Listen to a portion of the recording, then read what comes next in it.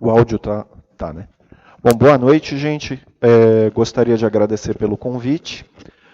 Eu vou falar sobre o livro A Lei do Mentalismo, do Vitor Senho, como diz o nome da palestra. E esse é um livro ligado ao movimento americano, norte-americano no caso, do Novo Pensamento. Como diz o slide, o movimento do Novo Pensamento é um movimento espiritual que eclodiu nos Estados Unidos no fim do século XIX e que enfatiza crenças metafísicas. Consiste de um grupo livremente formado por grupos religiosos ou denominações religiosas, organizações seculares, autores, filósofos e indivíduos que compartilham um conjunto de crenças metafísicas referentes aos efeitos do pensamento positivo, lei da atração, força vital, visualização criativa e poder pessoal. Como se observa aqui, essa corrente ela não tem uma preocupação com a transcendência, digamos assim. Ela está principalmente preocupada com o uso das, vamos chamar, forças mentais, ou como para alguns desses autores o espírito ou a alma equivalem à mente, eles estão preocupados com a utilização dessas forças no dia a dia para melhorar o nosso dia a dia. Então a preocupação deles é essa, não é nenhuma transcendência, não é sair do cotidiano, é algo bem ligado ao nosso dia a dia. Você tem um problema, você precisa resolver, você usa determinadas forças, determinadas características suas,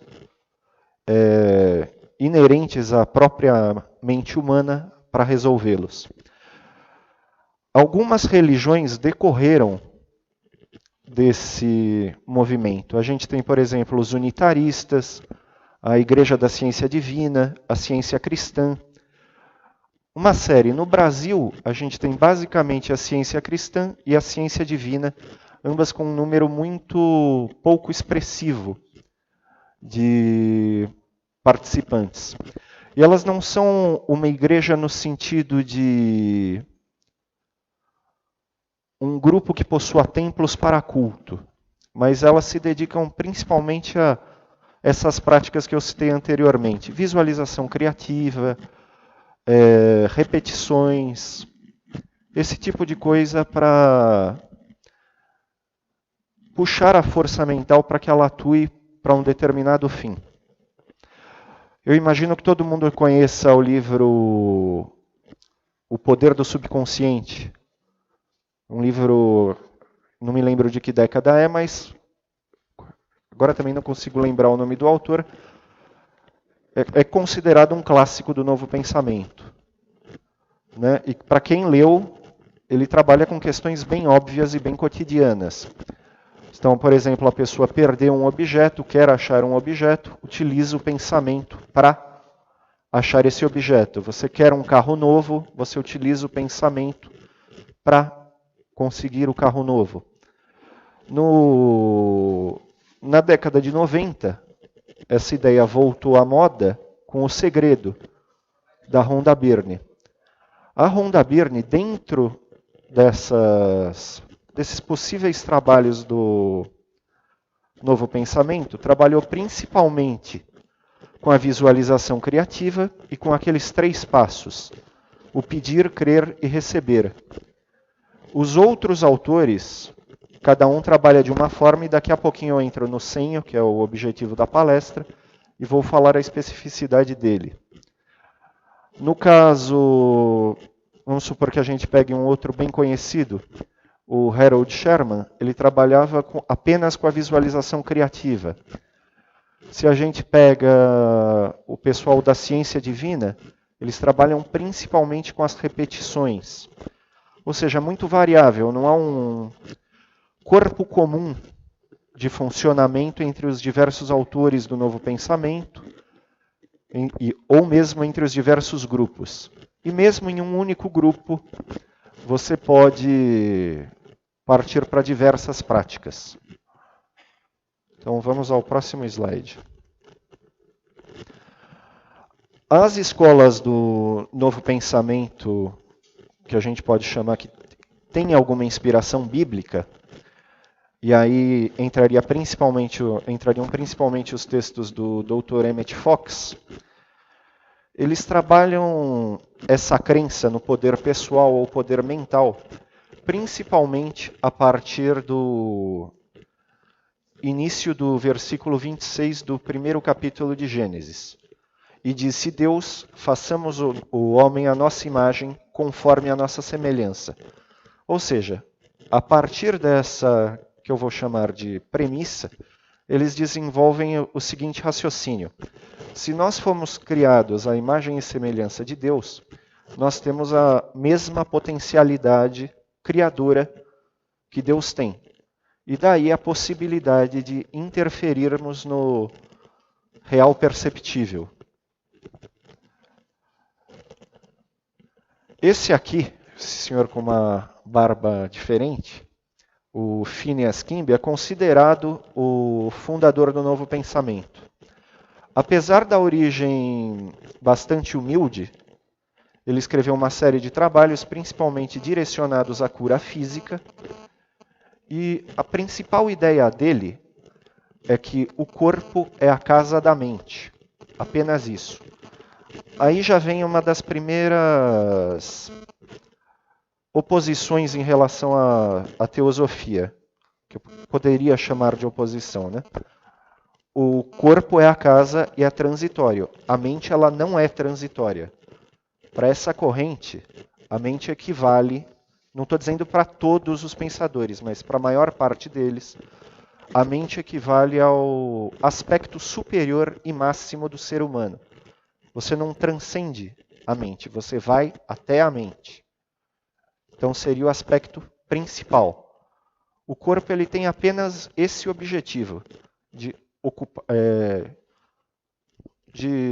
servir como hospedagem para a mente. Então não há veículos superiores, não há átma. Para eles é a mente. Daí decorre o quê? Que você modifica o seu dia a dia apenas pelo uso da mente. A crença central é essa, baseada naquele versículo. Dentro dessa corrente vem esse autor, o Vitor Senho, que hoje em dia é pouco conhecido no Brasil, digamos assim, o pessoal do círculo esotérico que editou o livro dele costuma dar uma certa divulgação. Na época ele foi considerado como embusteiro por alguns, por outros como uma pessoa mais... como um mentalista profícuo mesmo, uma pessoa coerente. E um dos grandes méritos desse livro, no meu ponto de vista, é que além de ele condensar diversos aspectos do mentalismo, desculpem, ele também trabalha com aspectos diferentes, tanto da conhecida lei da atração, como da visualização criativa. Ele trabalha principalmente com a ideia de que para se atingir um objetivo, há a necessidade de atrair outros pensamentos. Não é porque você pensa que algo vai ser realizado. Claro que é o aspecto da atração. Mas além disso, você atrai outros pensamentos e a partir da atração desses outros pensamentos, você realiza seu objetivo. Tá? Esse aqui foi um instituto que ele criou na Califórnia, em Los Angeles. Já foi demolido. O que sobrou é o topo. Não sei por que sobrou, não tenho a menor ideia, mas acho interessante, até engraçado pensar que sobrou o topo, né? E aí funcionavam cursos ligados a mentalismo. E ele também oferecia cursos por correspondência ou possibilidades de cura baseadas em irradiação mental. Então a pessoa pagava uma taxa equivalente a, sei lá, acho que era $1 semestre e recebia as irradiações dos mentalistas, assim como os cursos por correspondência ligados a mentalismo. Eu não encontrei nenhuma foto dele, o material a respeito é escasso, mas encontrei esse desenho. Obrigado, Luciano. numa propaganda de um jornal local da época, do Clube do Sucesso do Senho. Era um clube mentalista, justamente com essas preocupações de utilizar o pensamento para modificar o dia a dia. Esse aqui é um dos, se eu não me engano, é o segundo livro dele. Como vocês podem ver pelo próprio título, a preocupação é bem, entre aspas, mundana, né?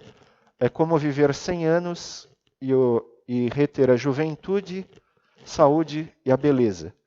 Então não basta viver 100 anos e também não precisa se espiritualizar. Você precisa ter 100 anos, ficar bonito, saudável e jovem, né? E alguns outros livros dele também trabalham com essa questão. Há o do matrimônio feliz, né? Como viver um matrimônio feliz, como não perder os cabelos, que eu acho que deu errado, porque... né? E alguns outros bem práticos.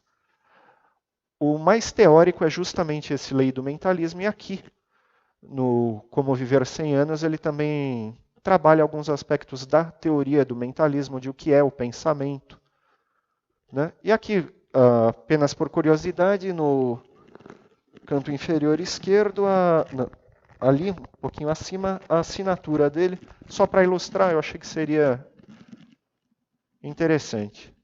Bom, então agora eu vou entrar mostrando a capa. Esse é o livro da última edição do Círculo Esotérico da Comunhão do Pensamento. E vou partir agora para a leitura propriamente dita. O que eu fiz?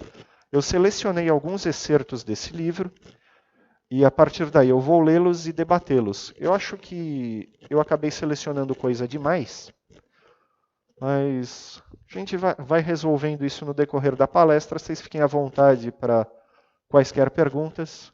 Estou aqui. Então, no primeiro capítulo da obra, intitulado O que é mentalismo, ele vai trabalhar com a definição de mentalismo e algum de seus empregos. Ele não fala isso, mas não dá a definição claramente, mas mentalismo a gente pode entender como poder da mente. Tá? De acordo com ele. Sempre dentro daquela premissa do versículo do primeiro capítulo do Gênesis. Você tem o poder mental, desenvolve a sua mente por uma série de exercícios que ele vai passar aqui a posteriori, e a partir daí o seu dia a dia muda.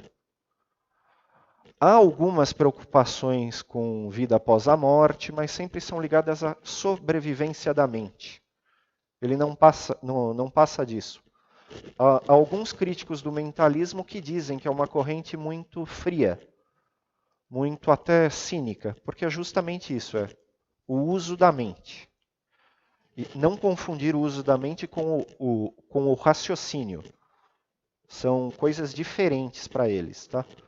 O uso da mente é o uso dos poderes mentais, não necessariamente ligado ao raciocínio, que é um dos poderes mentais, não a totalidade da mente. Então vamos lá. O mentalismo é a origem de toda a inteligência e de todo o adiantamento físico, moral, mental, espiritual, científico, artístico e mecânico. É a base de todo o conhecimento, a causa da felicidade ou infelicidade, da saúde ou moléstia, do bom ou mau êxito e, sem dúvida, estará intimamente ligado às nossas experiências depois de deixarmos esse mundo.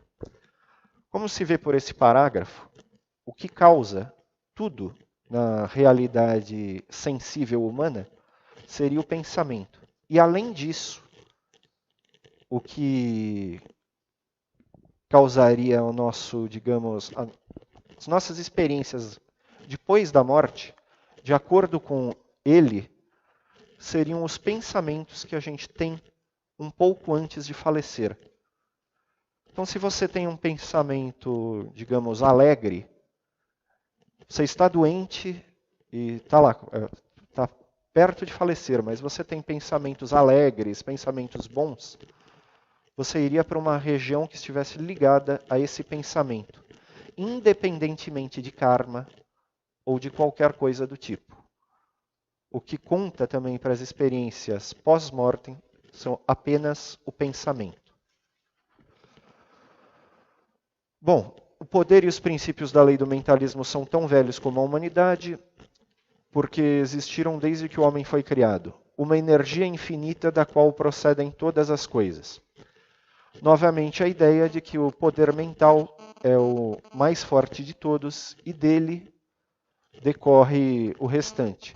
Eles também se utilizam daquele versículo que diz que no começo o Espírito de Deus pairava sobre as águas. Que dificuldade, eu não marquei aqui o versículo para não entrar em questões bíblicas, porque isso costuma gerar problemas.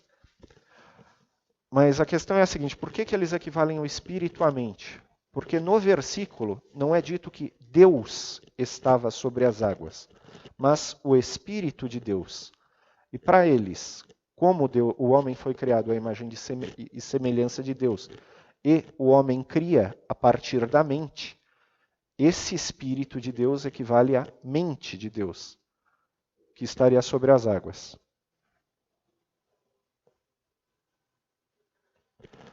Isso aqui é muito importante porque ele vai explicar como funciona o pensamento, de que forma ele caminha e como ter força mental.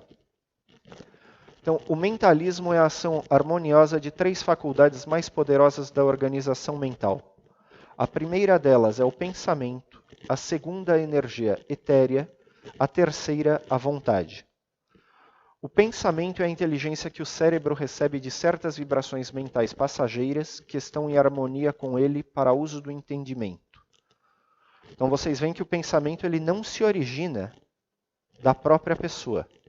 Depois ele vai dizer que tudo o que é pensado já foi pensado pela mente anterior, que seria a mente divina. Então nesse ponto há um paralelo entre o mentalismo e a teosofia no sentido de que é praticamente impossível haver um pensamento original, mas a pessoa capta pensamentos ou da grande inteligência ou que já estão na mente de outros pensadores, mas sempre oriundos da grande inteligência. A energia etérea é a força produzida no cérebro no decorrer do pensamento. Para mim, não digo uma crítica, mas um comentário que eu faço ao livro. Ele utiliza cérebro e mente meio indistintamente aí. Porque depois ele discute que a gente pode receber pensamentos de pessoas que também já faleceram. Como a pessoa já faleceu, necessariamente ela não tem cérebro, né? Está em outro local.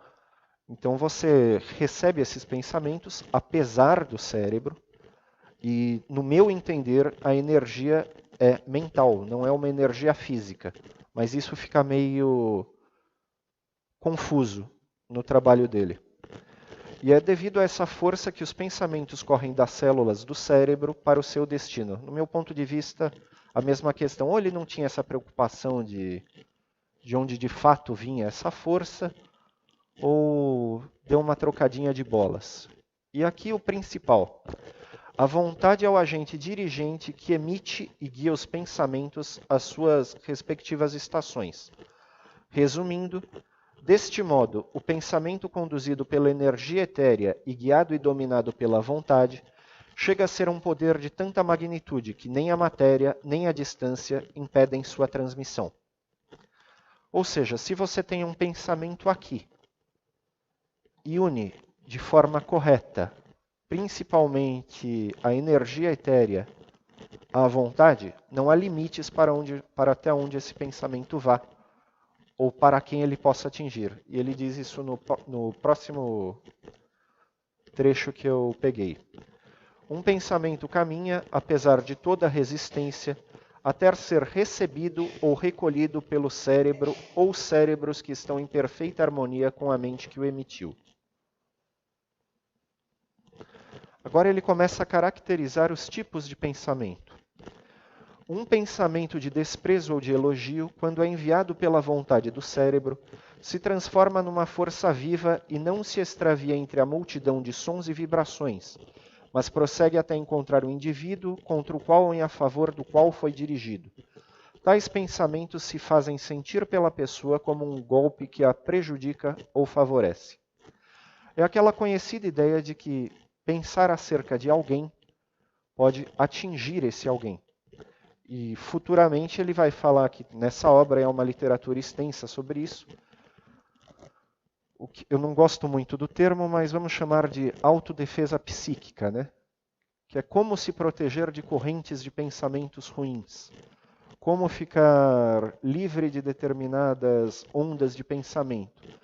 Hoje em dia, essa ideia ela até atingiu um certo paroxismo. Não sei se vocês já viram aquelas orgonites. Alguém já teve contato com orgonites? Então, as orgonites, dizem alguns fabricantes, vendedores de orgonites, que além de bloquearem celular, né, ondas de celular, ondas de rádio, elas também bloqueiam ondas cerebrais.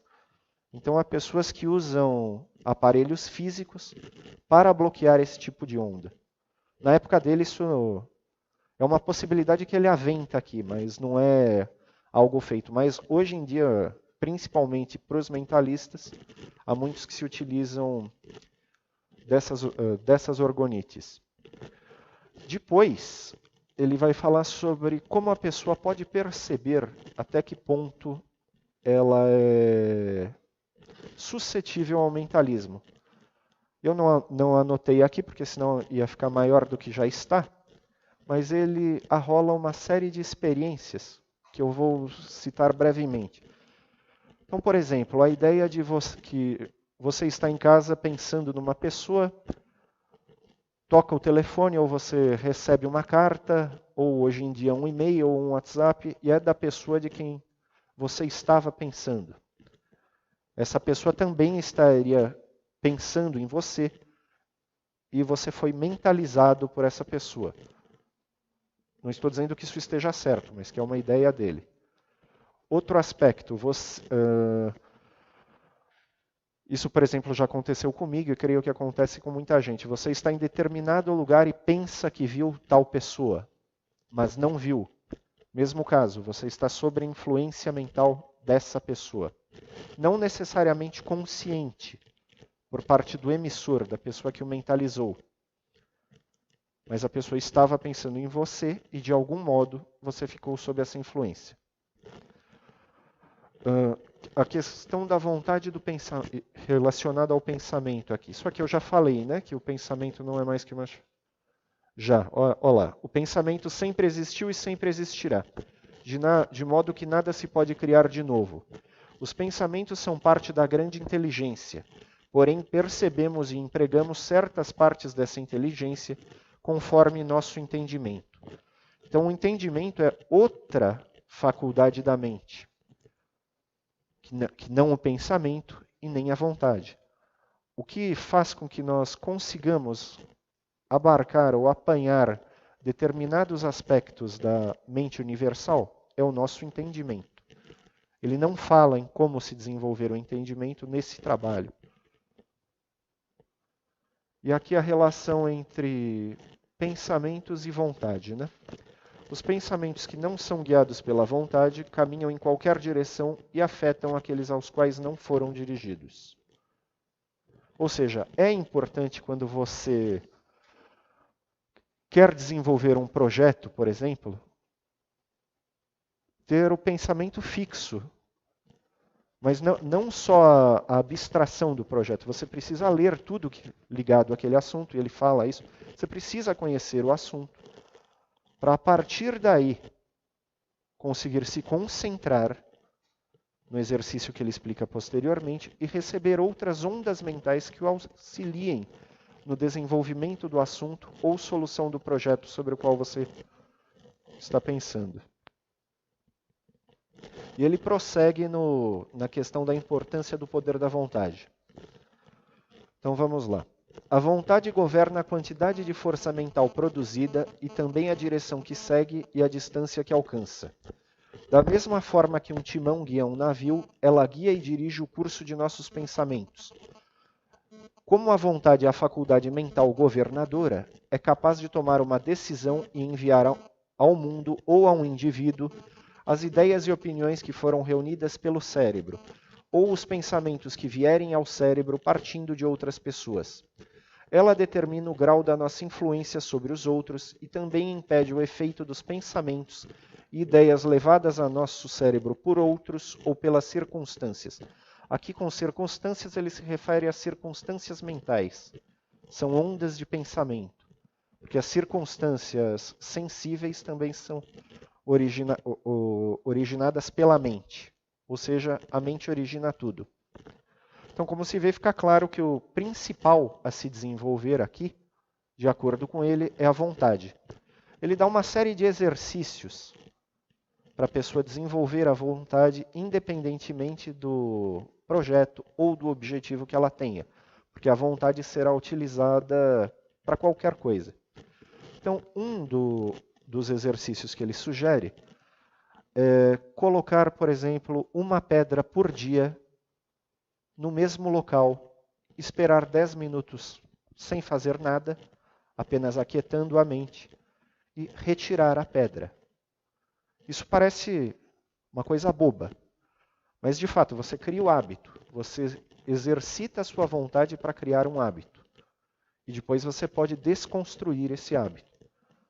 Então os exemplos dele para exercícios iniciais de desenvolvimento da idade são dessa forma, bem simples. Você se obriga a fazer algo diariamente, até que isso seja inerente a você. A relação do bom êxito e confiança total, ou seja, quando você para de pensar no êxito. A partir do momento que a pessoa obtém êxito, ela para de pensar no êxito ou de atrair correntes mentais ligadas ao êxito, se ela fica desleixada, digamos assim. Ela já atingiu o êxito e pronto. Ela não pensa mais nisso. Ela passa simplesmente a viver o dia a dia dela sem dar a mesma força mental que ela dava aos projetos ou objetivos anteriores. Então há necessidade de, mesmo quando a pessoa atingiu o êxito, continuar direcionando a força mental para aquele objetivo. Ok. Isso é bem interessante. No finzinho aqui do primeiro tópico, ele fala que a mensagem pode ser enviada somente a uma pessoa ou ser recebida por milhares de pessoas, né? Encontramos prova disso nas diversas epidemias de suicídio e homicídio, e as modas passageiras e desordenadas que em certas ocasiões se espalham pelo país. Parece-me uma ideia interessante, porque há momentos inclusive históricos, né, de grande drama, que se a gente tenta imputar uma causa para o que aconteceu, você não encontra. É complicado. Então, o que geraria isso? Um pensamento inicial triste que se propagou, ganhou força, e a partir daí virou uma espécie de... como que eu chamaria? Uma espécie de pensamento global a que muitos estariam sujeitos. Ou um pensamento nacional, algo equivalente. Eu acho bem interessante, bem curioso. Fica, totalmente. Desculpa, César. Boa noite. Tem fica paralelo, né, com a ideia que a teosofia e os esotéricos falam de egrégora, né? Sim. Boa noite, tudo bem? Tudo bom. Então, o que ocorre ocasionalmente, isso está acontecendo. Às vezes, lembra em São Bernardo lá, uma moça, uma dentista foi incendiada, né? Depois pegou essa sequência de pessoas sendo o mesmo crime, né? E aconteceu agora com Com esse suicídio coletivo, nem tanto, porque a polícia deu de cima, né? Sim. Então, quando acontece uma coisa, é bem interessante isso aí. Aí ela pega aquela sequência, depois para, aparece outra e assim por diante, né? Não sei se é isso que... Não, é bem por aí. E essa ideia de egrégora de que o César falou é bem por aí também. É que egrégora a gente pensa muito como o pensamento coletivo, o pensamento grupo ligado a uma instituição, né? Aqui necessariamente não estaria vinculado a uma instituição. Ele não chega, inclusive, a utilizar o termo egrégora, mas a ideia é bem semelhante, né? Aí prossegue falando da questão da oração. Uma oração é mais aceitável e sincera quando nasce do coração e se eleva com o pensamento, não precisando de inúteis perorações. Há motivos para que uma oração silenciosa seja mais efetiva. Na quietação, toda a força e energia mental se concentram no desejo e a vontade tem todos os meios para emitir a mensagem. Isso aqui ficou claro e é um dos pontos principais da obra dele, a questão do silêncio e da concentração. Depois, ele vai falar nisso, e já adiantando um pouquinho, para você concentrar as forças mentais, é necessário um silêncio absoluto. E ele recomenda um tempo diário para isso, né, dá uma série de instruções correlatas. E para a oração, principalmente, o hábito de orar em voz alta daria resultados inferiores ao hábito de rezar em silêncio. O que fica claro para ele, e aqui especificamente para ele, não vou dizer para as outras correntes mentalistas, é que a oração não equivale em momento algum ao poder da fé, mas ao poder mental. É força mental direcionada a um objetivo. Não é, por exemplo, se você... Vamos supor que alguém faça uma novena a Santo Expedito. Não haveria nenhuma interferência de um possível ou hipotético Santo Expedito. Mesmo que a pessoa tenha feito a oração para Santo Expedito. Mas o que causaria um resultado referente a essa possível oração seria o poder mental concentrado para o objetivo ao qual você direciona a oração. Então não há a influência de agentes externos no processo de oração. É a sua força mental e a sua concentração nessa força mental que possibilitam a realização.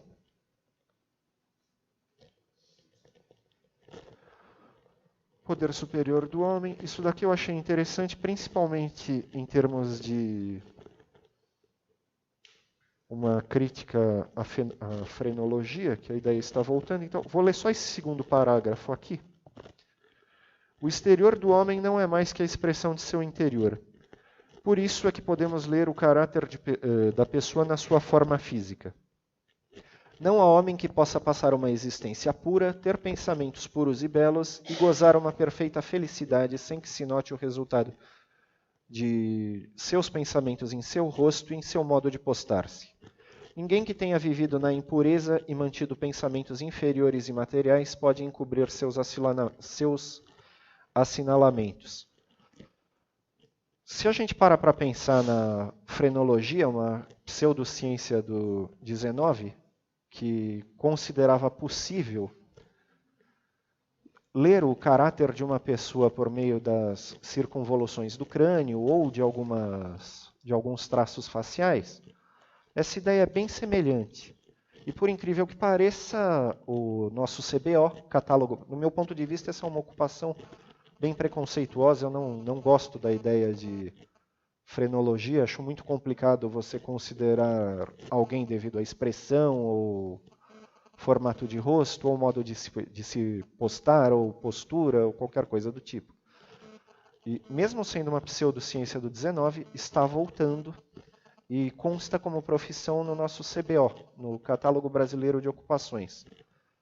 Então, alguns trabalhos menos ligados mais espiritualizados, digamos assim, não são contemplados pelo CBO. Enquanto a frenologia, que se baseia nessa ideia de conhecer alguém pela conformação do crânio, pela aparência, está voltando, eu acho muito ruim isso. Que era uma ideia do 19, foi retomada por alguns mentalistas ou alguns místicos do início do 20, e eu não entendo porque está voltando, né? Mas tudo bem. Ele continua com essa questão da modificação facial ou corporal produzida pelo pensamento, e a partir daí ele entra muito brevemente na questão da formação dos filhos a partir do pensamento dos pais. Então, pelo pensamento, não só amoldamos e governamos nossos corpos físicos, mas também formamos e governamos, em certo grau, os corpos dos outros. A mãe que compreende a lei do mentalismo pode, pelo bom emprego de seus pensamentos, eu escrevi seus, conservar seus filhos na pureza, com talento e saúde. Ela pode influir realmente na disposição deles e dirigi-los para que realizem a sua mais alta ambição.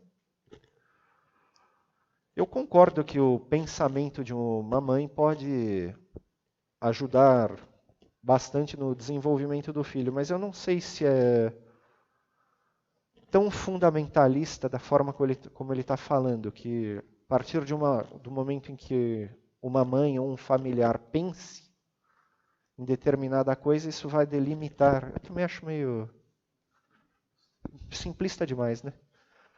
Que isso vai delimitar o cotidiano, a existência, o futuro, a forma física, o êxito de uma pessoa.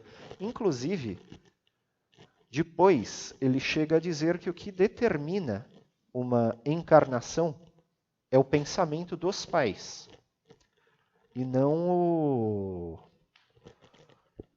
karma de quem vai encarnar, ou, sei lá, desejo de quem vai encarnar, mas se durante a concepção ou nos meses de gestação as pessoas têm pensamentos, digamos, perversos, ruins, a parte da grande inteligência que vai entrar nesse corpo não seria uma parte boa. Do meu ponto de vista, isso é... Eu concordo que se todo mundo pensar bem e tiver pensamentos bons, o mundo melhore muito. Mas você não pode, no meu entender, considerar que uma encarnação decorre do pensamento dos pais apenas. Né? E há algumas correntes que também trabalham com isso. Vocês pegam, por exemplo, a mensagem do Graal, do Abidruchinho, na Luz da Verdade. Ele trabalha... Está bem ligado ao mentalismo, e ele também trabalha com o que ele chama de lei de atração dos homólogos. Nessa lei de atração dos homólogos, o que determina um futuro nascimento é o pensamento dos pais ou de quem estava próximo aos pais no período em que, nesse caso, a mente iria encarnar no corpo. Ou seja, é algo controverso, mas eu acho interessante de debater, né? E aqui o que eu já disse anteriormente, o ambiente e as condições físicas de nossa existência, tanto física como financeira, são os resultados e expressão dos pensamentos daquele com quem nos relacionamos ou a quem nos associamos. Enquanto você não fizer algum esforço para mudar as condições existentes, continuará a ser escravo dos outros. Particularmente, eu concordo com isso de que o pensamento ele influi muito no nosso dia a dia, no nosso condicionamento, no nosso trabalho, no nosso êxito profissional, mas eu também não acho que seja essa camisa de força que o pessoal dessa linha dizia. Né? Inclusive, alguns textos críticos referentes ao segredo, bem interessante, de pessoas que desenvolveram algumas espécies, psicose não é o termo correto, mas desenvolveram alguns problemas de tanto praticar repetições ou excesso de visualização criativa, ou mesmo uma certa fantasia decorrente da crença, né? De que o seu pensamento vai certamente modificar o seu cotidiano. Então, as citações, por exemplo, de um sujeito que queria um carro novo, altamente caro, ficou mentalizando isso durante 2 meses, recebeu uma propaganda em casa com um cartão de crédito sem limite. Foi lá, comprou o carro com o cartão de crédito e ficou devendo. Ou seja, ele não resolveu o problema. Eu não sei se ele tivesse... Eu não sei se ele tivesse não sei se tivesse mentalizado de outra forma, né?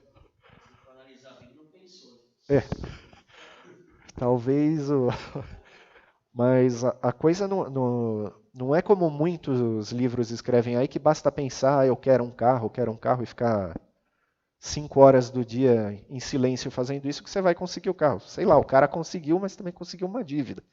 Assim eu também consigo o carro e não preciso mentalizar. Então é uma questão meio controversa, né? Esse capítulo eu acho bem interessante, porque ele explica por que as correntes mentais não fluem necessariamente de um cérebro para todos os outros, e sim de alguns para alguns. Isso explicaria porque, no caso de uma dessas ondas de homicídios, ou suicídios, ou modas passageiras, alguém fica imune. Não recebe as influências desse mentalismo. Então, embora seja certo que cada pessoa possa enviar mensagens mentais a quase todas as outras e recebê-las das mesmas, todavia a natureza impôs uma restrição sábia, a fim de que nem toda a mensagem enviada seja interceptada por toda a humanidade sem a sanção do transmissor ou anuência do receptor. Prossegue na mesma página. A organização mental de cada pessoa é afinada até certo tom. Entretanto, este tom pode elevar-se ou descer conforme as nossas inclinações, e também quando se coloca sob a influência forte do mentalismo. Então, se, por exemplo, os adolescentes voltam a brincar com bambolê, haverá alguns que não voltam. Vamos considerar que haja esse pensamento coletivo para os adolescentes referentes ao bambolê. Mas alguns não aderem a isso. Por quê? O tom mental deles não estaria ligado a essa ideia. Então, para isso, cada pensamento abrigado pela mente teria uma cor, um tom, uma especificidade. Um pensamento de ódio, um pensamento de amor seriam pensamentos totalmente diferentes, com cores diferentes, até ritmos diferentes, sonoridade diferente. E você pode organizar a sua mente com determinados pensamentos a fim de que ela esteja ligada a outras mentes que sejam mais necessárias para você na solução dos seus problemas. Aí ele cita uma série de cientistas que tinham esse hábito de organizar a mente conforme a mente de outros cientistas. Se colocavam em relaxamento e a partir daí tinham a ideia para solucionar o problema. Também cita o mesmo ocorrido com diversos empresários, comerciantes. Muitas pessoas dizem que o que ocorre é a intuição, né? Para boa, não vou dizer a totalidade, mas para boa parte dos mentalistas, a intuição, enquanto a gente entende como algo superior, também não existe. A intuição seria você ajustar ao seu tom mental, ao tom mental de pessoas que têm pensamentos congêneres, e a intuição seria justamente a recepção do pensamento dessas pessoas congêneres. Ele diz isso aqui, claramente. O segredo do êxito está em saber como obter dos outros as informações desejadas. O conhecimento que seja mais benéfico e, ao mesmo tempo, não se deixar influenciar pelos pensamentos e planos dos outros, cuja influência seria prejudicial. Ou seja, você ajusta o seu tom mental ao de determinada pessoa ou de determinado grupo, e a partir daí você, após a concentração, receberia os pensamentos dessas pessoas, que o ajudariam na solução do problema. Para conquista, mesma coisa, só que aí você tem de ajustar o seu tom mental ao de uma única pessoa. Se você passa a... Uma coisa meio fria, mas se você passa a pensar como aquela pessoa, você necessariamente sabe como conquistá-la. Então vamos supor que o Zezinho queira namorar a Mariazinha. Ele precisa conhecer bem a Mariazinha, saber os assuntos pelos quais ela se interessa, como ela se interessa, para a partir daí se concentrar e receber mentalmente o modo correto de abordar tal pessoa. E ele explica isso aqui, ó.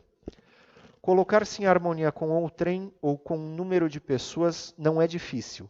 Porém, para elevar ou baixar o tom mental até que esteja exatamente com a mesma vibração de outra pessoa, é necessário bastante tempo e muito estudo de si mesmo. É preciso, em primeiro lugar, compreender que cada assunto ou o mesmo gênero de pensamento tem seu próprio tom de vibração. E aqui ele explica, além daquela pequeníssima introdução que eu dei, de onde veio essa ideia do mentalismo para ele. Então ele está dizendo que não foi algo original. Enquanto escrevo esta obra, estou em concentração contínua e somente escrevo os pensamentos que me vêm. Não posso dizer de quem e de quantas pessoas vêm. Foi enquanto me encontrava em concentração que a lei do mentalismo me foi revelada. Ou seja, o que ele diz aqui? Que para escrever sobre a lei do mentalismo, ele se utilizou do próprio mentalismo. Não é uma ideia dele, mas é uma ideia oriunda de correntes mentais de pessoas que já refletiam ou pensavam sobre isso, e ele simplesmente se concentrou ou captou essas informações num estado de profunda concentração. E depois ele explica, se você quiser se colocar, por exemplo, de acordo com a mente de Cristo, ou de algum grande cientista, ou de algum grande filósofo, ou de um poeta, você tenta organizar a sua mente num tom semelhante ao dessas pessoas. Se coloque em concentração e você irá receber as informações desse tipo de pessoa. E ele fala sobre o perigo de se harmonizar com pensamentos, digamos, ruins, em detrimento de pensamentos bons, né? Então, é muito importante colocar-se em harmonia com os outros. Porém, é qualidade digna de todos os nossos esforços o conseguir que nossa organização mental se harmonize com o tom ou vibração de um espírito elevado. Ou seja, você não vai pensar em coisas ruins para não se harmonizar com pessoas ruins. Então, o ideal é sempre você ter pensamentos bons, né? Ou pensar em pessoas boas, porque isso também vai mudar a sua conformação mental. É aquela velha ideia de formar uma virtude pensando na virtude ou formar um vício pensando num vício, né? Se a gente pensa no que os mentalistas de hoje trabalham com essa questão, eles evitam a questão da negativa, né? Se a gente lê, por exemplo, o Segredo, vamos supor que alguém queira parar de beber. Ele não deve mentalizar, não quero beber, não quero beber, não quero beber. Ele deve mentalizar, sou livre de vícios. Porque, de acordo com os mentalistas de hoje, o universo não entende essa partícula não, né? Eu nunca entendi o motivo. Parece que você se concentra no que você quer evitar, em vez do que você quer. Eu acho a ideia meio furada também, né? Mas... Fala, César.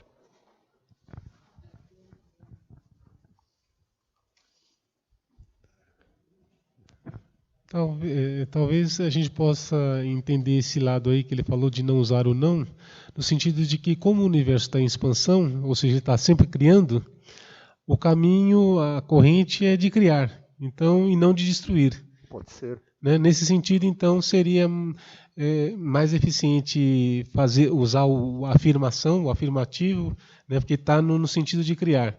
E aí, se você quer destruir alguma coisa ou evitar, você faria isso não negando, não destruindo, mas criando algo que desviasse. Talvez a linha de raciocínio talvez seja essa, né? Pode ser, nesse possível, sentido, né? Possível. Há alguns autores que só utilizam a negação para o que eles chamam de pessoas altamente problemáticas. Então você pega um alcoólatra contumaz e aí tem que trabalhar a negação. Mas, sei lá, acho que a sua ideia faz mais sentido. Parece. Não é que são, digamos, em tese, né? A gente não teria como. A gente está tentando entender a linha de raciocínio dele e algumas coisas que a gente na teosofia já conhece, as correntes teológicas e a ciência no geral, né? Tem essa coisa de, né, que nós estamos num contexto de criação, né? Então seria nesse sentido, né? Por isso. Não, eu acho que faz sentido, concordo. Por aí.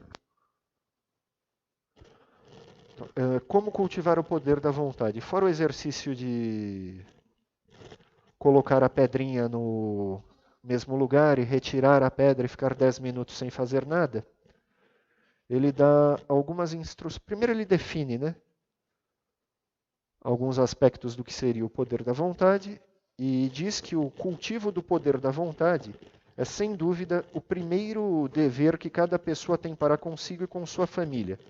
Sem uma vontade forte não é possível ter firmeza, independência e individualidade de caráter. Então, para qualquer pessoa que deseje trabalhar com mentalismo, a primeira coisa a ser desenvolvida é, sem dúvida alguma, a vontade, né? E, gente, eu deixei uns panfletinhos ali, não sei. Então, porque agora ele fala que a partir desses aspectos você consegue definir até que ponto você é senhor da sua própria vontade, né? Então ele cita todos eles e sugere como exercício diário que a pessoa leia essas orientações ao menos uma vez por dia e depois, a partir dos exercícios para memória, que ele também vai trabalhar, dar uma aplicação posterior. Então, a gente teria que observar esses aspectos para saber até que ponto somos donos da própria vontade, né? Então, primeira pergunta, que depois viraria uma afirmação. Sou senhor de minhas próprias ações? Se a resposta é positiva, tudo bem, sua vontade está no caminho certo. Se negativa, está no caminho errado. Próxima segunda, desculpem. Confundo-me, ou aqui traduziram como excitarei, eu colocaria, ficaria agitado. Confundo-me ou fico agitado, também é algo que tem de evitar para desenvolver a vontade. Entrega-se à violência ou se irrita, algo a ser evitado para controlar a vontade. Tomar precipitadamente minhas decisões, algo a ser evitado. Arrepender-se de tomar uma decisão, algo a ser evitado. E ele diz isso diversas vezes, que é mais importante tomar uma decisão ruim e depois mudar de ideia raciocinadamente do que não tomar nenhuma decisão. O que você não pode de forma alguma é prosseguir no estado de indecisão. Porque com isso, dessa forma, você não desenvolve a vontade e o seu pensamento não tem força suficiente para atingir as pessoas que você precisa. Tomo minhas decisões finais e não faço nada imperfeitamente? Ajo contra minha razão? Procuro fazer coisas prejudiciais aos outros? Sou sempre sincero para comigo mesmo e no meu trato com o próximo? Se você dá uma resposta coerente a essas perguntas, você tem uma vontade desenvolvida. Para as quais você não dá uma resposta positiva, são aspectos que você teria de desenvolver para ter uma vontade maior. Aí ele sugere ele transforma essas perguntas em afirmativas, que estão aqui, que uma vez por dia, principalmente antes de dormir, a pessoa leia essas afirmativas e as utilize como modo de vida. Olha, eu acho que seguir isso mal não faz, né? Afinal, são afirmações positivas. O problema é que quando você submete algo totalmente à razão, por exemplo, acho que é a antepenúltima afirmativa, você está deixando de lado a intuição, uma série de coisas, né? Que, como eu disse, ele não considera porque são oriundas para ele de outras correntes mentais. Então, no caso dele, como a mente é o máximo, é o equivalente ao espírito, é coerente. Oi?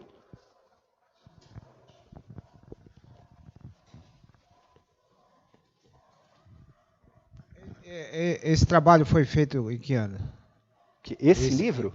1904. 1904. É. Então, mas vale muito para os dias de hoje, algumas afirmações. Sim. Menos a antepenúltima, né? Porque fala, nunca girei contra a minha razão. E se a pessoa não tem razão? Sim, concordo. Né? Concordo. Essa aí já meio... Fora que ele só coloca a razão, né? Ele desconsidera a intuição, desconsidera... Exatamente, é o que você falou, verdade. Há casos em que a intuição... E essas afirmações, ou indagações, ou perguntas, elas são muito próprias para os dias de hoje, né? Para, né, algumas coisas, né? Olha, eu fiquei praticando não necessariamente essas afirmações, mas outras durante um bom tempo. E no meu ponto de vista, surte efeito. Só que se a pessoa fica com aquela ideia fixa, né, e foge da realidade, é o velho problema do cartão de crédito, aí complica. Eu acho que você tem de se guiar por afirmações. A prática das afirmações, para quem já fez, costuma funcionar. Mas fica no limite do... porque na verdade é assim, ele escreveu esse 1904. Tá certo que vai para os dias de hoje, mas de lá para cá, a mente, né, a mente não, a vida, né, modificou. Sim. Não pode pensar só nesse pensamento, né? Concordo. Bom, mas um dos primeiros exercícios dele, então, é repetir isso aqui diariamente. Como já vimos, em silêncio, no quarto, aquelas coisas, né? Aí, quando a vontade tiver ganho suficientes forças para tomar as suas decisões, ou seja, quando você puder responder de forma coerente a todos esses pontos aí, o que eu ainda não consigo, porque eu fico irritado, acho que aqui todo mundo fica, né? Às vezes se descontrola, essas coisas acontecem. A pessoa poderá concentrar-se para atrair para si os pensamentos e opiniões da mente de outras pessoas. Então poderá comparar essas ideias com as suas e depois escolher as que forem melhores para seus propósitos. Então, ele não que divirja da lei da atração, porque ele entende que a lei da atração funciona, mas ele pressupõe uma colaboração por parte do mentalista na solução do problema. Não é apenas repetir ou visualizar. Você vai trabalhar com a sua força mental, vai comparar as suas ideias que são universais, mas filtradas, né, por você, com outras ideias. Então é um processo mais ativo por parte do mentalista do que utilizar apenas a visualização ou as repetições. Quando você atinge esse estágio aqui, né, já está com uma vontade forte, você pode se concentrar que a coisa funciona. E quando você quiser saber mais sobre mentalismo, é aquilo que eu já falei, né? Dentro da ideia dessa obra, a existência se põe em contato com a minha por meio do mentalismo. Se houver alguma parte dessa ciência que você não compreenda, poderá apreendê-la de mim por meio da concentração, porque os pensamentos que emprego estão sempre ao serviço daqueles que se acham em harmonia comigo. Então é aquela ideia de ajustar, você está estudando mentalismo, vamos supor. O seu tom mental estará, não digo num tom idêntico, mas aproximado ao de outros mentalistas. e você receberá mensagens ligadas a mentalismo. Então é aquela velha ideia do tom. Você transforma o seu tom mental em um tom mental semelhante ao de outra pessoa, e a partir daí você se coloca como receptor de mensagens. Agora ele passa a falar sobre a importância do isolamento e da concentração para ficar justamente ligado a essas correntes mentais necessárias ao desenvolvimento de algum projeto ou objetivo. Então ele começa dizendo: o valor do isolamento não pode ser apreciado em demasia. Todas as grandes obras tiveram sua origem na solidão, e nela se formaram todos os caracteres ilustres. Por que muitos dos nossos homens ilustres viveram uma vida campestre e solitária? Porque o isolamento lhes dava oportunidade para desenvolver seus pensamentos e formar seu caráter. Esses homens não eram simples imitadores, que viviam a copiar os outros. Passavam uma existência individual, dominavam por meio do mentalismo, em lugar de serem dominados por ele. Ou seja, se você está isolado, você necessariamente não está ligado a um mentalismo propagado por um pensamento ambiente, digamos assim. Então você tem uma facilidade maior de ajustar o seu tom mental ao que você precisa. E a partir daí, usar a razão, que é uma outra faculdade da mente, para escolher qual a ideia melhor ou como as ideias se juntam para você chegar aonde você quer. Ele não diz que essa conclusão que você vai chegar ela é original. Ela já está na mente universal. Porém, foi você que, por meio da sua organização mental e por meio da razão, conseguiu juntar outras ideias ou comparar, cotejar ideias e, a partir daí, abarcar outra ideia da mente universal. Ou seja, é todo um processo mental que envolve raciocínio. Então, qual a ideia que ele dá para se concentrar no isolamento, né? Os que desejam conseguir os melhores resultados deste estudo ou de qualquer outro não devem esquecer a importância da concentração e isolamento. Então, para quem não mora isolado, né, devem retirar-se do bulício do mundo e procurar a tranquilidade do seu quarto, que é onde pode descansar o corpo, ficar só e concentrar seus pensamentos na obra que deseja levar a cabo. Ao preparar-se para enviar e receber comunicações, deve assentar-se em cômoda cadeira e conservar a cabeça levantada para que não interrompa a circulação de sangue no cérebro. Deve fechar os olhos por alguns momentos para descansá-los. Depois disso, deve fixar a vista num objeto pequeno que esteja a mais ou menos 1 metro de distância, e então começar a pensar no assunto sobre o qual deseja obter informações ou na pessoa que queira influenciar.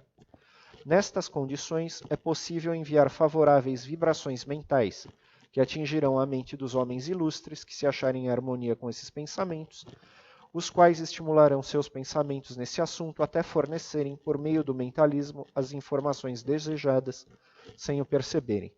Há um aspecto aqui muito interessante. Ele não fala para a pessoa permanecer com os olhos fechados.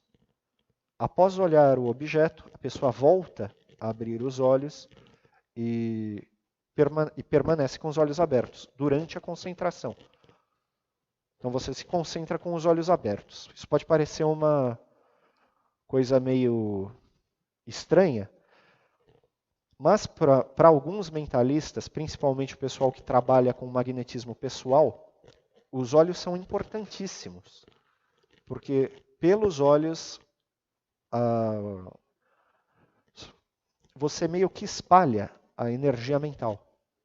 Então, em boa parte dos processos de concentração mentalistas, você permanece ao mesmo tempo pensando naquilo que você quer e com os olhos abertos, né?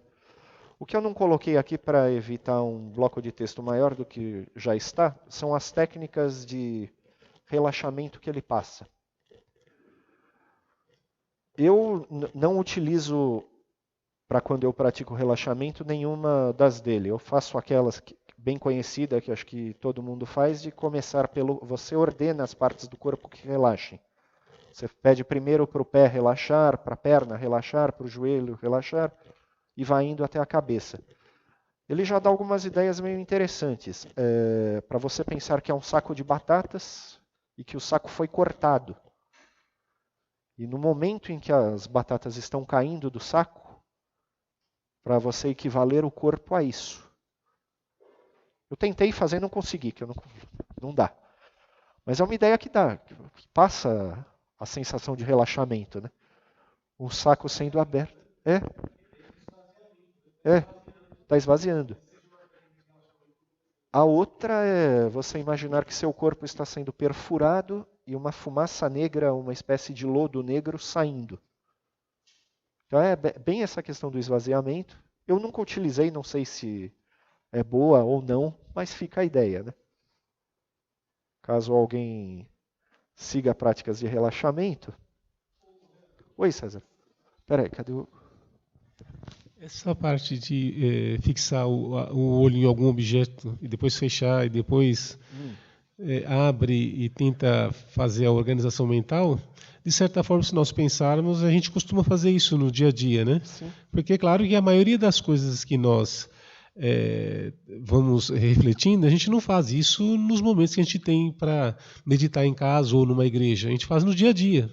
Enquanto você está indo para o serviço, enquanto está indo para a escola, enquanto você está fazendo alguma coisa, você vira e mexe, você está parando assim, eu tenho um problema para resolver, eu tenho uma coisa para decidir, eu tenho que fazer uma análise de alguma coisa. Você acaba fazendo ao mesmo tempo que você está fazendo alguma coisa, e geralmente a gente faz isso sem perceber. Essa coisa de você bate o olho em alguma coisa assim, depois retira o olho e começa a pensar.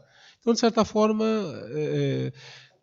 tudo que está sendo dito até aqui no mentalismo, o que eu estou percebendo tem muita coisa de verdade e de prático, né? Isso sim.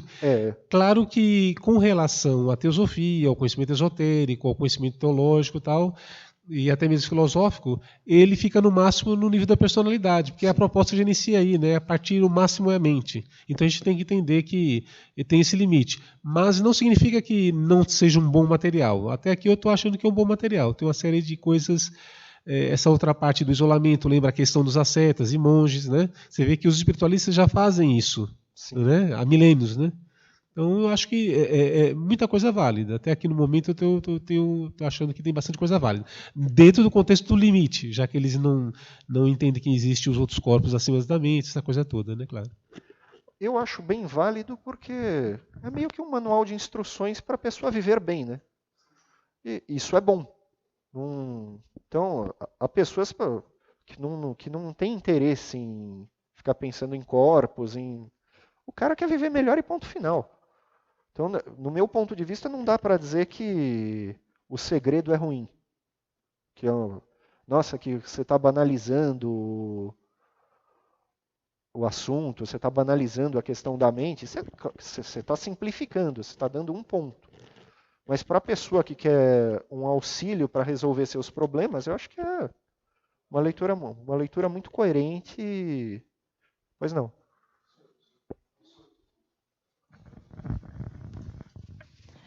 Eu tenho uma dúvida. Pois não. Eu lembrei da questão do segredo que eles falam lá, nessa coisa da visualização, né? De você fazer um quadro de visualização e você olhar para ele, mentalizar. É mais ou menos isso que eles tentaram passar de uma maneira um pouco mais básica, né? Eu acho que é isso, né? Então serve, você até pode fazer, então, alguma coisa assim, algum quadro de visualização com as coisas que você quer pensar a respeito disso, as coisas que você quer atrair e focar nisso e fazer esse exercício? Ou... Pode. Pode? Pode. Só que se você for fazer de acordo com ele, o adequado seria com o olho aberto e focalizando um objeto pequeno. Tá? E também a questão dos olhos, você com o tempo magnetizaria esse objeto. É que eu não queria entrar nessa questão da magnetização, mas ele seria mais propício a exercícios futuros ou visualizações futuras. Há uma série de ligações entre o olho e o objeto. O que ele difere na questão do segredo é que no segredo você tem aqueles 3 estágios, né? Pelo que eu me lembro. É o pedir, esperar e crer e receber. Então ele não exige uma ação posterior ao pedido ou o uso da razão, né? Aqui, se você mentaliza uma cena, por exemplo, de acordo com ele, você vai receber ideias para realizar essa cena. Não que ela vai simplesmente ficar pronta. Entendeu? Você vai receber ideias para realizar essa cena e a partir daí vai selecioná-las e compará-las para você realizar os procedimentos para chegar à cena. Ou seja, a atração acontece, mas é um procedimento um pouquinho mais detalhado. É. Justamente, o mentalismo ele vai ajudar a você tomar um direcionamento correto. Ele não vai fazer a coisa aparecer. Né? A menos no caso de uma doença, porque aí, de acordo com ele, um pensamento ruim de qualquer espécie, ele modifica os tecidos corporais. Tal, e se você pensa em coisas ruins, você fica doente. Mas você não precisa necessariamente pensar em doença para ficar doente. Pensamentos negativos atraem doença. Entendeu? Não é uma coisa tão linear como no segredo. É um pouquinho... Há um processo por trás, é diferente. Mas pode visualizar olhando que é assim. Cadê? Ok. Esse aqui já foi, né? Acho que foi. Eu vou pular. Eu fiz slides demais, gente, porque eu me atrapalhei um pouquinho. Então eu vou passar esse do caráter. Então, isso daqui é bem interessante, né? Porque justamente o que o César estava falando, se ele for entrar um pouquinho aqui em metafísica ou até em psicologia, algo totalmente oposto à teosofia ou ao espiritismo é um negócio bem diferente. Então nesse capítulo ele discute a imortalidade da alma e a questão dos sonhos, né? Então a gente vai ver o que é um sonho para boa parte dos mentalistas, né? Primeiro ele prova a existência da alma, que, como eu já disse, é a mente de uma forma bem simples, né? Essa época já era um pouquinho posterior ao espiritismo de Salão, né? E eu não sei como estava desenvolvido o espiritismo nos Estados Unidos ou na Inglaterra. Eu sei que boa parte dos espíritas de lá não eram necessariamente reencarnacionistas e também não trabalhavam com a psicografia de outras formas, né? E o Senho, né, o autor da obra, ele tinha contato com essas psicografias do espiritismo inglês e para ele essas psicografias provaram a existência da alma e que a alma é a mente. Porque quando há uma psicografia ou uma fala mediúnica, essa fala, o que acontece? A sua mente está sendo utilizada, o seu cérebro, desculpe, está sendo utilizado pela mente de um espírito. Então, basicamente, o que define a imortalidade da alma é que as comunicações são inteligentes. E se são inteligentes, são provenientes da mente. Então, não há necessidade, já que a comunicação é inteligente e vivemos num mundo inteligente, de falar em algo superior a isso. É um dos motivos de o novo pensamento se esgotar na questão mental. Ok, o que a gente sabe de depois da vida é inteligente? Tá. Então o topo é inteligente. Se o que sobra depois que o homem morre é inteligente, e a mente, né, seria o espaço da inteligência, então o aspecto superior do homem é a mente. Então aqui ele fala novamente da questão do corpo apenas como habitação, né? E entra em alguns aspectos que eu não vou chamar de teológicos, porque são bem simplistas, mas são interessantes, e aí há algumas similaridades com a teosofia. Tendo-se presente isso, será fácil compreender que a alma unicamente ocupa o corpo como habitação onde possa cumprir sua grande missão. É aquela questão de que não podemos nos identificar com o corpo. Isso também aparece aqui. O indivíduo não é o corpo. Ele também não é o Atma, não é nada disso. Ele é a mente. A mente permanece e o resto é passageiro. onde possa cumprir sua grande missão. Não é criada, como algumas pessoas supõem, uma alma nova, pelo homem ou por Deus, cada vez que uma criança nasce. Porém, em lugar disso, uma fração da grande alma, Deus, ou a origem da inteligência, é atraída ao corpo novo como lugar de residência onde passará a morar até que ele se torne inabitável. E então se volta para a origem de onde veio, permanecendo nela, até que lhe seja preparada outra habitação própria. Então a origem é essa, somos partículas da grande inteligência. O termo grande inteligência não é à toa, né? Porque se a inteligência é o aspecto superior do homem, Deus ou a grande alma só poderiam ser a grande inteligência. Para lá voltamos. Então há aquela questão de ser um pedaço de Deus, uma centelha divina, também está presente. Só que essa centelha não seria a mônada, nem nada disso. Seria a mente. A questão do sonho é muito interessante, porque ele não fala nada aqui em plano astral ou para os espíritas em, sei lá, é o perispírito que viaja, né, no sonho para os espíritas, né, ou em perispírito. Para ele, os sonhos é a mesma coisa que todas as impressões mentais, ou seja, mentalismo. Então, as impressões que chamamos de sonhos não são, de modo algum, diferentes das mensagens que recebemos no estado de vigília. Sabemos que a concentração auxilia na emissão e recepção da mensagem do pensamento, e a concentração se acha intimamente relacionada com o sono, pois os 5 sentidos ficam dominados. Se considerarmos esses sonhos como mensagens e pensamentos, verão que não são, de modo algum, diferentes dos pensamentos que vêm e vão ao cérebro durante as horas em que estamos despertos.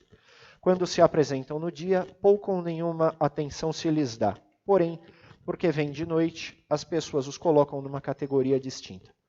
Ou seja, o sonho é justamente isso. É a recepção de um pensamento, oriundo de uma corrente mental, que acontece quando você está dormindo. Não é diferente de forma alguma de um pensamento que você recebe quando está acordado. Não é porque você dormiu que a coisa muda. Você está dormindo, você não foi para lugar nenhum. A sua mente recebeu uma outra corrente de pensamentos. Só isso. Não acredito, não é uma visão de que eu partilhe, mas eu acho bem interessante. Né? Pois não. Seria... Desculpa, Dorival, só. O sonho, então, não seria algo pessoal? Seria...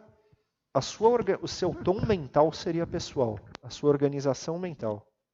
Mas os pensamentos que você recebe, não. Não teriam nada de pessoal, nada de... Não. São pensamentos de outras correntes mentais que chegam à sua mente. Só isso. Nada pessoal.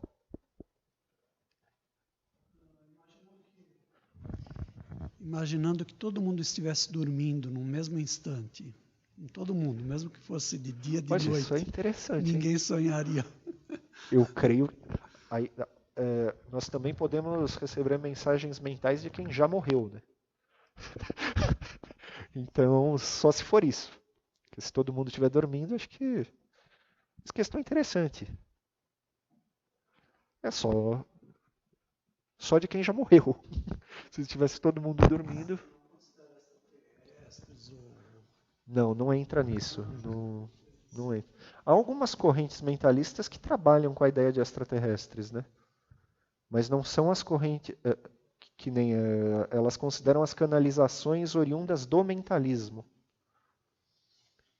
Acho que tem uns grupos ligados a eu nunca lembro do nome. Ashtar Sheran, né? Não, o Confederado, essas histórias de...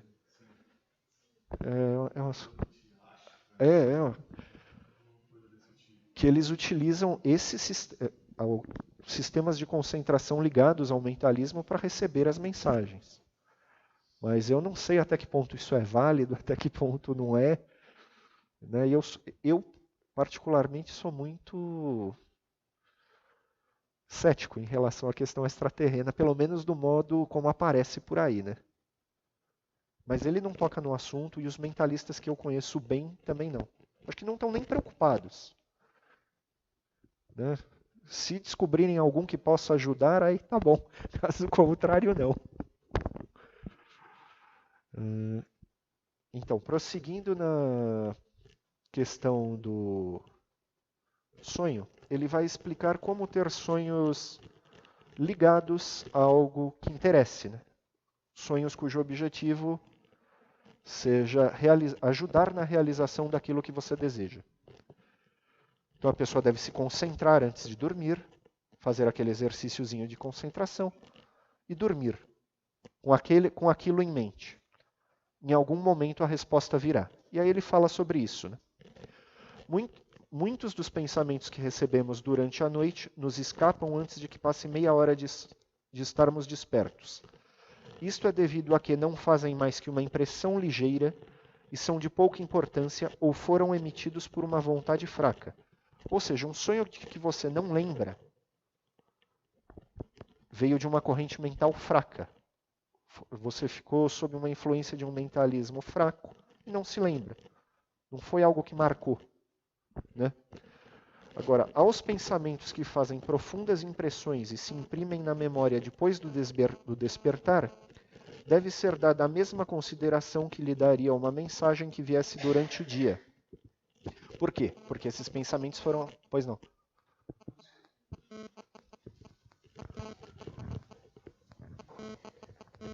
Eu tenho uma outra dúvida com relação a isso que você acabou de falar do sonho, da corrente fraca, né? Eu geralmente tenho muitos sonhos que eu não me lembro, mas eu lembro a parte do sonho onde eu estou tendo alguma informação muito importante, realmente que vai me ajudar, e aí eu penso, eu preciso lembrar disso quando eu acordar, e quando eu acordar eu não lembro. Então, eu não sei como poder explicar isso, se você tem alguma explicação, assim, que é uma dúvida que eu tenho. Então, olha, eu não concordo com essa explicação de sonhos. Tá? Tô só ilustrando o que ele diz. Eu não concordo com isso. Mas o que ele diz sobre isso? Ele chega a falar alguma coisa sobre esse aspecto? São diversas correntes mentais que se misturam, né? E produzem o sonho. Então, essa questão de... Por exemplo, são correntes mentais que se misturam no sonho. Algumas delas são fortes e algumas são fracas. Então, por exemplo, há partes do sonho que a gente quer lembrar e não lembra, que seriam, para o nosso azar, correntes fracas, de acordo com ele. E às vezes alguma parte, sei lá, que não interessa para nada, a gente justamente lembra, que seria a corrente forte. Então é dessa confluência de correntes que nasce o sonho. Então se misturam correntes fortes, correntes fracas. Da parte forte, necessariamente, você vai se lembrar. Inclusive, ele diz que chegam até a marcar a mente, a determinadas impressões que... Mas será que também não pode ser, às vezes, que não seja o seu momento, talvez, de receber aquela informação, você captou aquela informação e ela ficou presa no seu inconsciente, subconsciente, seja o que for da sua mente, que na hora certa vai vir como um insight para você? Eu, pessoalmente, concordo com você. Mas para ele não, é a corrente fraca, a corrente forte, tá? Mas... o que você falou anteriormente, o espiritismo ele sai da França e tenta entrar nos Estados Unidos. Esse autor é americano, não é? É, americano. É isso. Porque eles trabalham mais na linha da racionalidade, né? Sim. Então o espiritismo sai, vai para os Estados Unidos, não vinga, porque vai falar muito de alegoria, de espírito, perispírito, corpo sutil, todas essas coisas, né? Crença, fé, isso não pegou bem lá. Então veio para o Brasil. O espiritismo é muito forte, é uma canalização para o mundo. Bom, esse é um outro assunto. Agora, sobre os sonhos, o que esse autor fala, Freud já fala, né? A psicanálise é mais ou menos assim, os sonhos são acúmulos do dia a dia das pessoas. Não é? Não sei se eu estiver falando algo errado. Então, na minha leitura, ele não está considerando o dia a dia da pessoa.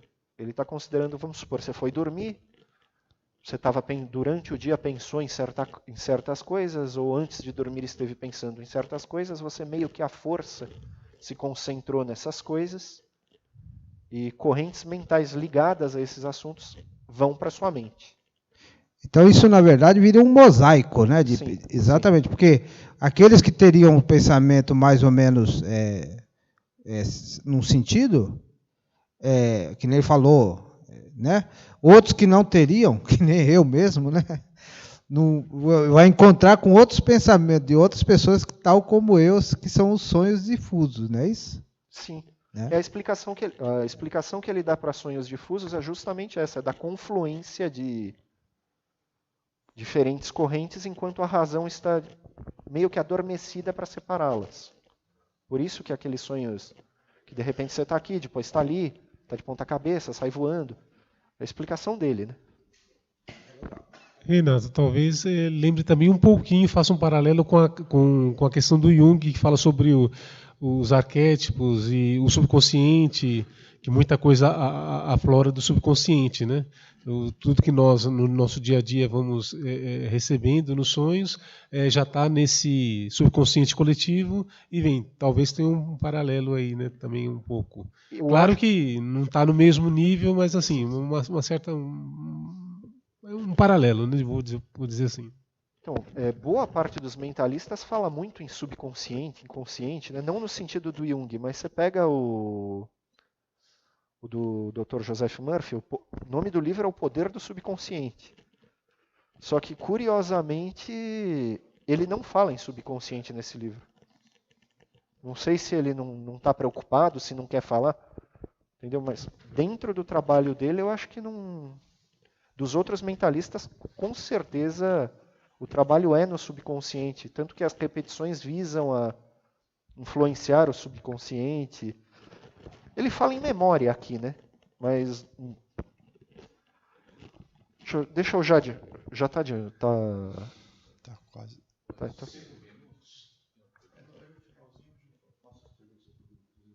Tá, então não, só vou adiantar isso aqui. Então só vou adiantar para colocar a questão da memória. Como a gente percebeu, o que mais... Onde que está isso aqui? Não, é que eu não vou lembrar em que slide está isso. Peraí. Bom, há um determinado momento em que ele diz que, isso ficou claro, né, que nós somos influenciados pelos nossos pensamentos. E o que a gente deduz daí? Quais são os pensamentos que mais nos influenciam? Os de que a gente lembra. Então, ele não vai usar um termo conjunto, pensamento, nada do tipo, mas para ele o pensamento que mais influencia a pessoa, eu estou chamando isso de pensamento de uma forma muito genérica, é a memória. Do que você se lembra é o que mais influencia. Ele não discute onde ficam as lembranças, como elas ficam armazenadas, se no inconsciente, se no subconsciente. Mas aí ele fala para se tomar muito cuidado justamente com isso, com o que você lembra. E ele repete umas 5 ou 6 vezes, porque é muito mais difícil esquecer do que lembrar.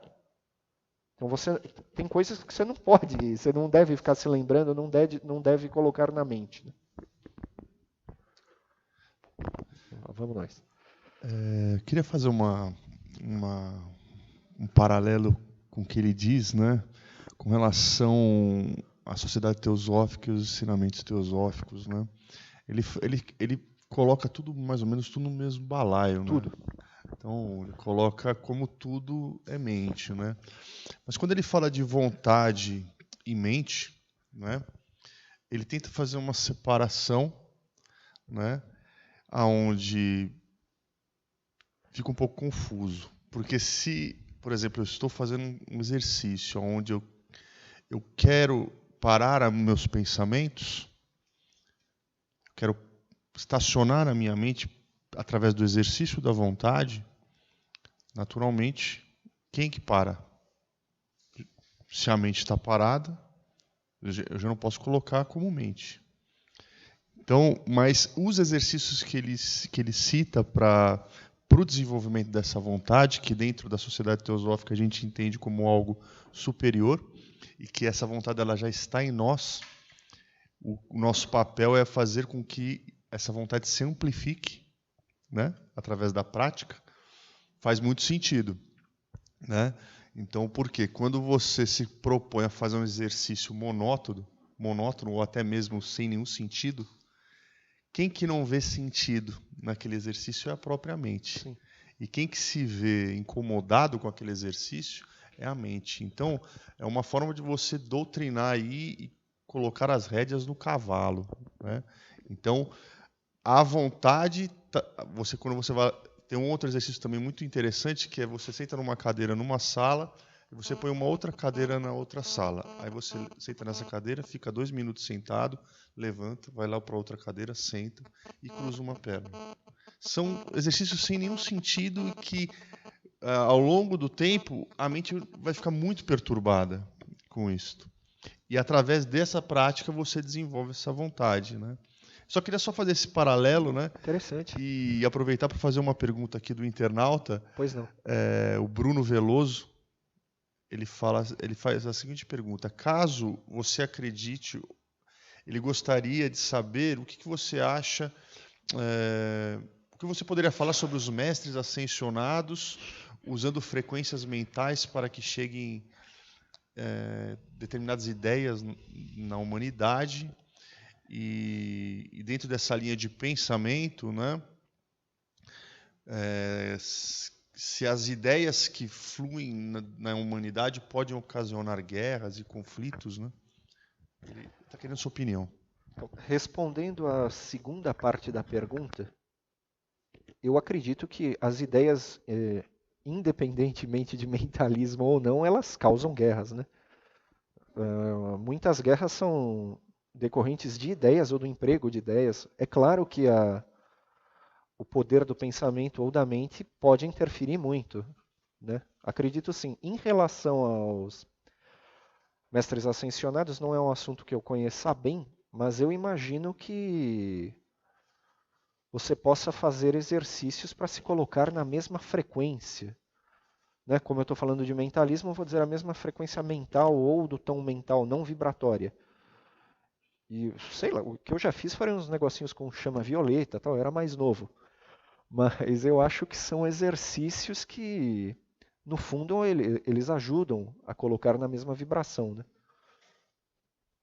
É isso. Acabou.